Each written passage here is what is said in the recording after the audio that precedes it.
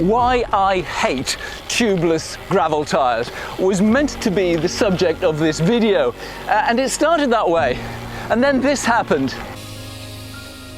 Oh, it's worked! It's worked! Wow! So if you want to see how, not an expert, but someone who really does not get along with tubeless tyres finally made them work, you might want to watch this video. If you're tempted to go tubeless, you might want to watch this. If you've already gone tubeless and you think it's fantastic, then by all means let me know what I'm doing wrong. But right now, I hate tubeless tyres. If you're new here, welcome. Adventure cycling is at the heart of our channel, both on-road and off. So if you're into riding wild places and road riding, please subscribe.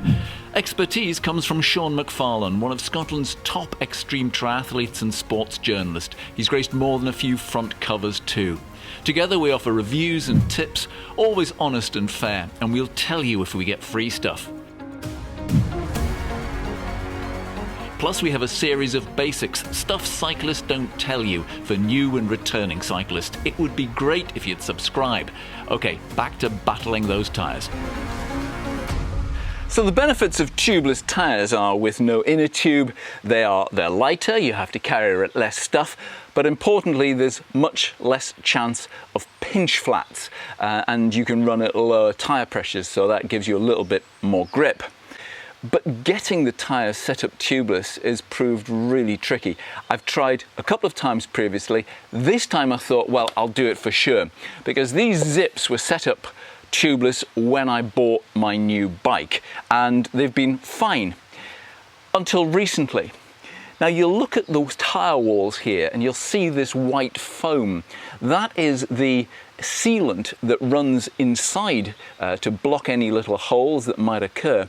That's it seeping out around the rim edge and through the wall of the tyres. These are very thin tyre walls. And as a consequence, the tyres have been losing about 20 psi overnight. I thought I would change these tyres and put on a new set because I had a plan for what I wanted to do. I have tried and I have failed. And I'm going to show you the sticking point for me. The idea is you've got to get the bead, which is that bit there that's on the tyre, that bit of rubber sticking out, into a notch that's around the rim.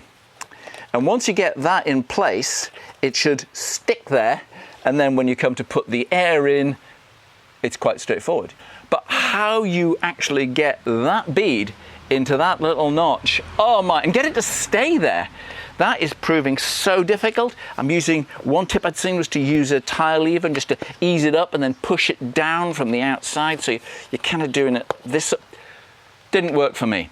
As I said, I have tried before. I've taken one set of wheels to my local bike shop and they've made a good job of those. They seem to work tubeless, don't know how long. But really, I should not have to take my wheels and to the bike shop every time I need a new tyre fitting. That is just ridiculous. And yet I seem unable to do it. And frankly, if I can't do this, I am going to go back to tyres with inner tubes, just so I can manage them myself. Okay, one last go here.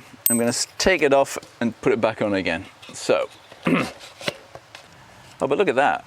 Oh, this needs a whole clean. This has got two. Need to start this again. Take this all off completely and clean it all out. I'm cleaning all parts of the tyres, and you see this white stuff. This is the latex that was previously in the this tube. I've washed that in the kitchen sink, don't tell Liz. Actually, a little bit of dampness might help with the sliding in place. That's one side. Okay. You see, it looks like it's sitting right in the middle. I was going to say it looks like sitting on the rim. It's not. You can see what's happening. It's all sitting right in the center. It does really want a good jet of air to blow it out. But the problem with that is not having a compressor. You can't get a consistent supply of air. I'm not sure how good this thing is.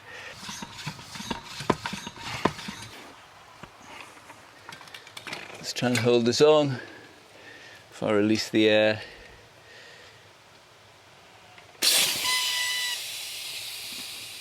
Oh, it's worked! It's worked!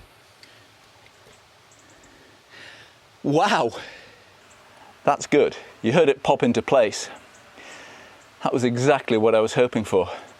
Almost 10 goes to get that to do that. Right, now I'm going to put the fluid in there. So there's 60 ml in there, and I believe that's what I need to put in these tyres. Okay. The valve core is not in there. Okay, valve core back in there. And now I'll show you what the guys at Velo showed me. The whole idea is that liquid sealant at the moment is sat at the bottom, but you wanted to coat the whole tyre. So they would do that and then rotate that and rotate, oops, right way, that and rotate, rotate.